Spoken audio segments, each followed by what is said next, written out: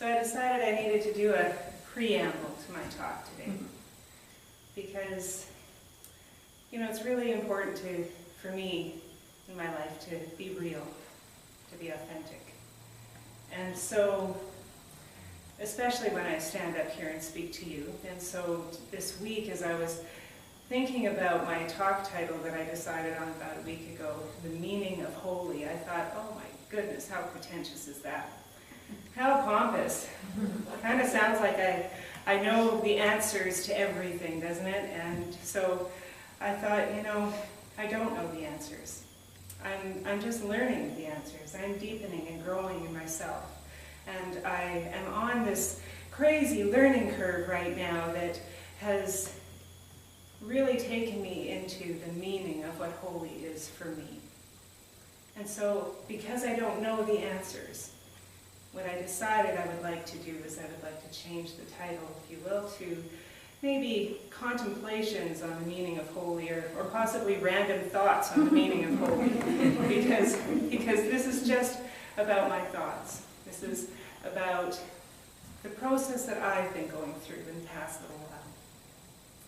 So when we think of holy, we think of some sort of a spiritual or mystical quality about an experience, or maybe a person, or a historical figure. We think of something that sort of feels separate from our lives as we know it. It's a little bit beyond what we do in our normal everyday lives. We think of words like pious, or exalted, or venerated. And we come up with images in our mind that are light and halos, a person with light all around them, or angels. All these things that seem so much better than we are, so much more perfect and pure, and so much more holy than what we would see in our own lives. But what I'd like to consider this week is that maybe holy isn't just for the pious, or for the saints and the angels. Maybe holy is for everyone. Maybe holy is not just the experience of bringing a new life into the world, a new baby, but it's also the experience and consequences and suffering even of a premature death. Maybe holy isn't as much about the chanting of monks as it is about that experience of suffering, that experience of living through and working through and rising above things like addiction. Maybe holy is a part of everything. And maybe we just haven't seen it that way. So I ask myself these crazy questions sometimes. I like to challenge myself. I like to really understand the root of how I think. And so I question my own belief systems. And I say to myself things like, okay, so Tammy, what is more holy? What is more sacred? A newborn baby or a cancerous tumor? Because really they're made of the same thing. They're different expressions. They're different energies. But they're made of the same thing. Beneath the surface, they are both God. So what's more holy, a cathedral or a garbage dump? A concrete city or a clear mountain lake? A beggar or a king? An enlightened mind or a sleepwalker? What's more holy? And I want to really just think about that for a little bit, because if we truly believe that everything, absolutely everything, is an emanation of that one divine source, there is God and absolutely nothing else. If we believe that, then we believe that at the base of everything, at the base of addiction, at the base of destruction, at the base of disease and death, is holiness. just as much so as it is at the base of life and birth and joy and peace and growth. It's all God. It's all God, everything. Both the flowers and the manure. So I want to just sit with that for a moment. Allow that to settle in. Because where I've been thinking about that for myself this past week is that I've had this question in my mind. I've had this really deep and important, I feel, question in my mind. Where in our lives are we judging the holy out of our experience? Where am I judging the holy out of my experience? And so it's not that I want us to invite, destruction or death or disease into our experience. That's not it at all. But to the degree, I believe, that we can be present with whatever shows up in our experience, to that degree, that is how the extent that we experience holy in every day and in every moment. So, as I said, I'm on a steep learning curve right now. And so this is a personal talk for me. And so where I'm at personally about this is that I have been contemplating and delving into this idea of holy as it relates to the body, as it relates to my body, my sacred self. Our culture thinks of holy as being of the mind or of the spirit. We have this idea that what is of the flesh, the body, our earthly physical experience, is somehow tainted. And this comes from 2,000 plus years of religions that have somehow demonized our physical experience, that have told us our bodies aren't good enough. And this idea is present in our subconscious minds. It's present in the subconscious mind of the collective, of the human race. And so we have this idea that's sort of ingrained in us, even when we choose to rise above that there is that underlying feeling that maybe the body isn't good enough. And so I challenge that for myself, because I challenge that in our society, that we are all, every part of us. If I believe that every part of myself is an emanation of that divine source, then I believe that every part of myself, both my spirit and my mind and my body, are equally holy, are equally divine. That every part of me and every experience of me is divine. Ernest Holmes wrote, "We believe in the unity of all life, that the highest most God and the innermost God is one God." We are holy. In the book of Luke in the Bible, it says the kingdom of God is within you. We are holy. So I think that word holy, it reminds me of whole. And so I understand that within myself, that experience of holiness is an experience of being present with my wholeness. And that's what I've been working on, being present with my wholeness. So I'm reading this book. I read it a few years back. It's called Women, Food, and God, and it's by Janine Roth. And it's an amazing book, a wonderful book. I picked it up after I had a call with my prayer partner, and I had asked for prayer support about my consciousness around my physical body, because I know that my body has been screaming at me for a little while now, telling me, you gotta pay attention, you gotta be more present. I know that I have put on some pounds over the past several years, and I know that as I was going through ministerial studies, doing all that mental, intellectual work to become a minister, it was a perfect excuse for me to not pay attention to my body. It was a good excuse. It wasn't the right thing. It was a good excuse. So when I picked up this book, I remembered very little of really what it was about. Oddly enough, I'd only read it a few years ago, but I completely put it out of my mind. But my intuition clearly was leading me back to it, and I have found some really profound insights for myself.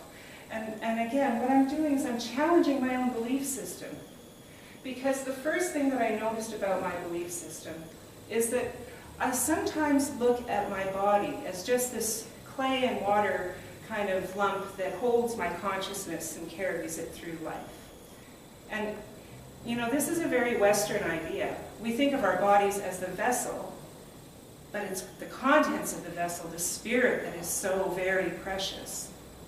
It's like we think of our bodies as a cargo ship, you know? A rusty old cargo ship carrying diamonds and gold. But what we don't think about is that the cargo ship is the cargo. The cargo and the ship are not two separate things. My body is consciousness in form, but it is consciousness. They are not two separate entities. My body and my spirit aren't separate, they're one thing. And so I recognize this for myself, that I've seen this idea within me of having that separation. And, you know, the other part of that is that I've realized that this body is my sole connection with what my consciousness is. You know, it is through my body, through my feelings, through my experience of my body that I understand what is actually happening in my subconscious, what is happening in my subconscious beliefs. So I ask myself, what is my body telling me right now about what is really what I believe to be true? What is my body telling me right now about what I really believe to be true? My body is lighting the way for my mind to become more aware of itself. So this is an important tool for me, right? Now, on that same line, I've sometimes dismissed my body as, you know, playing a really small part, really, in the consciousness of my eternal soul. That I'm just a temporary player on the stage. This body is only temporary, so it really doesn't mean anything. It's not really all that important. But really, if you think about it, the only way that my soul, my spirit, can evolve and grow is through this physical experience. So this body is extremely important. This body is not just important to the growth of my consciousness, but because my consciousness is a part of the one consciousness, it is also important to the one. My physical life allows my spirit to grow and evolve. And to the extent that God is experiencing itself through me, this body, this experiencer for God, increases and enriches that experience for the divine. I get to be an experiencer for God. That is holy. That is important. My life is God's life now. I say that in prayer often. I am the eyes and the ears and the hands of the Creator in this moment, in this space. And so this body is holy. So why would I want to cut myself off from being an experiencer for God? Well, I have to go back to that question that I asked before. Where in my life am I judging the holy out of my experience? I have a lot of judgment about my body. I know that. I've experienced that a lot. And it's funny. So Janine Roth quotes James Joyce. And it's this short little line from James Joyce that's very profound for me. He wrote, "Mr. Duffy lived a short distance from his body." Mr. Duffy lived a short distance from his body. And I thought to myself, wow, I think I grew up in the same neighborhood as Mr. Duffy because I've been living a short distance from my body for most of my life. I'm a thinker, and I love the way I think. I enjoy my thoughts, mostly. But I tend to live from here up.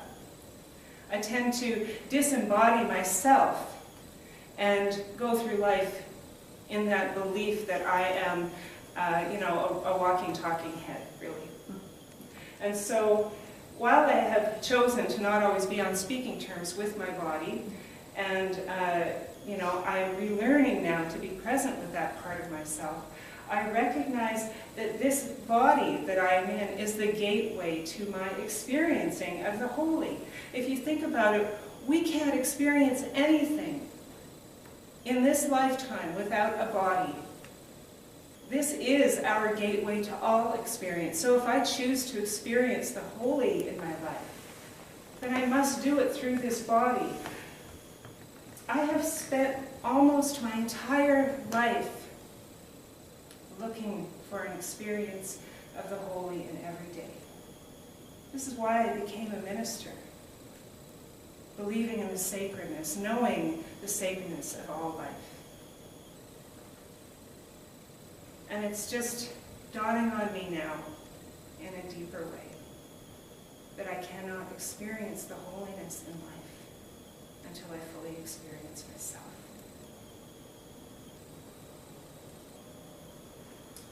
I have quite an active little inner critic, a little bit judgy McJudgerson about myself sometimes. So I thought to myself, this inner critic thought to me, that I really shouldn't be giving this talk today. Who am I to be talking about any of this? I am clearly not there. I have not developed this perfect relationship with my body that I would like to have yet. So how can I get up here and talk about this? But then my higher self, I've called it before my spiritual personal trainer, reminded me that this too is holy.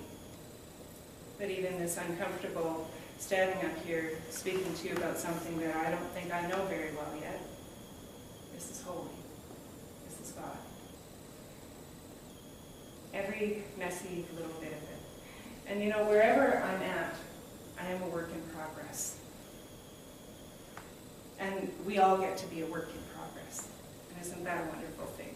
So I look at my life right now and I see the consciousness that has been created into my life.